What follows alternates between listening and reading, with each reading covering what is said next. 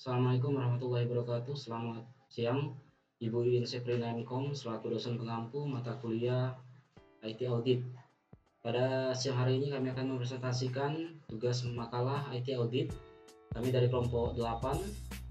Pertama, anggota kami ada Ahkam Gaga Wahyudi, NIM 1914-1001. Lalu ada Dendi Apriyadi Helpi, NIM 1914-10024. Dan saya sendiri Deki Cancer, NIM 21141027P. Lalu ada Pancar Rahmat Adi, NIM 1914-10034. Lalu yang terakhir ada Rota Pradisti, NIM 2114-1019P.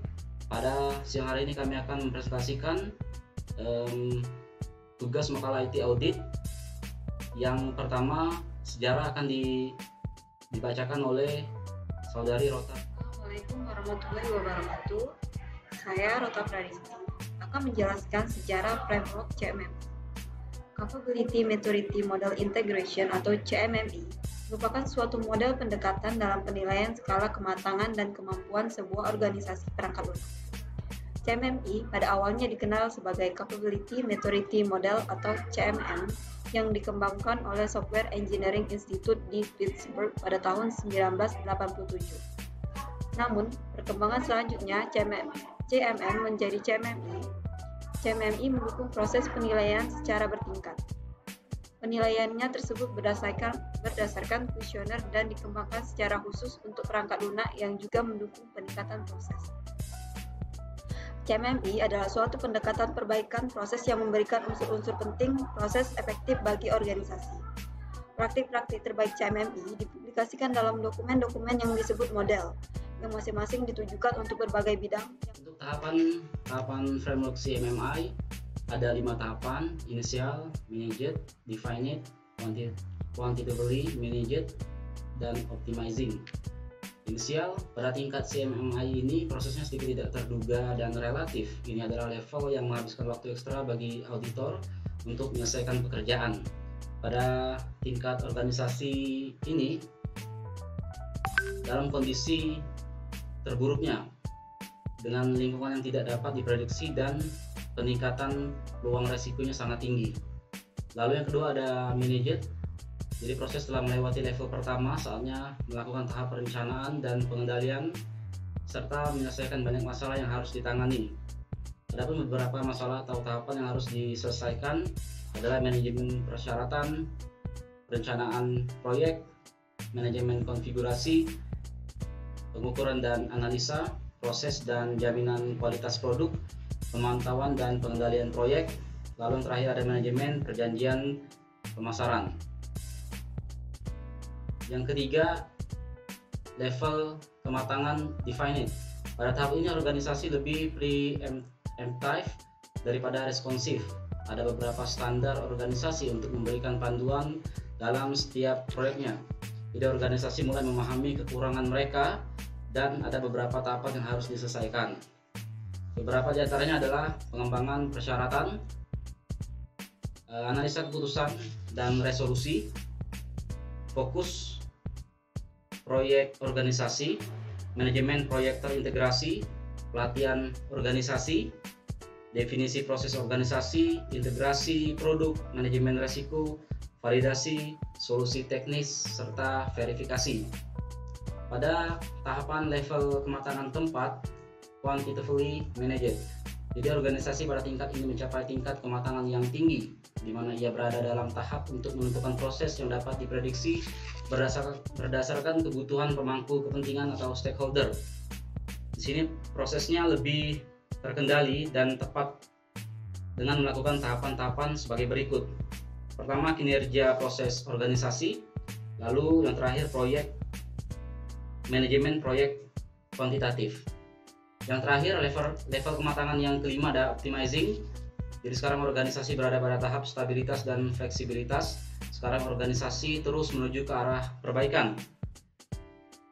Organisasi mengikuti inovasi yang telah ada dengan melakukan beberapa tahapan sebagai berikut. Pertama, inovasi dan penerapan di organisasi tersebut. Lalu yang terakhir ada analisis dan penyelesaian Kelebihan framework CMMI. Berikut kelebihan dari framework CMMI. 1. Dalam kategori pengakuan internasional, CMMI sudah banyak diakui oleh banyak perusahaan besar di seluruh dunia, sehingga banyak yang menggunakannya sebagai pertimbangan tingkat kematangan perusahaan. Yang kedua, dalam kategori penerapan model CMMI dapat diterapkan pada organisasi. Yang ketiga, dalam kategori tingkat kematangan proses rekaya kebutuhan, CMMI memiliki tingkat kematangan dari level 1 sampai level 5. Yang keempat, dalam kategori level tiap aksi, CMMI tiap aksinya sudah memiliki penilaian atau level yang sudah ditentukan. Yang kelima, dalam kategori proses rekayasa, kebutuhan verification dan validation sebagai key practice. Framework CMMI. Berikut ini adalah beberapa kelemahan dari framework CMMI. Pertama, dalam kategori tingkat kerumitan, model ini merupakan model yang tergolong rumit dan melakukan evaluasi tingkat kematangan karena harus mengevaluasi keseluruhan dari organisasi. Yang kedua, dalam kategori saran, pengembangan setelah melakukan evaluasi tingkat kematangan hanya memberikan hasil tingkat kematangan organisasinya saja, namun tidak memberikan saran untuk membangun. Yang ketiga, dalam kategori penjelasan, proses rekayasa kebutuhan, pembahasan mengenai proses rekayasa kebutuhan hanyalah sebagian kecil saja. Yang terakhir, dalam kategori tingkat kematangan, proses rekayasa kebutuhan CMMI ini memiliki tingkat kematangan yang belum begitu sempurna.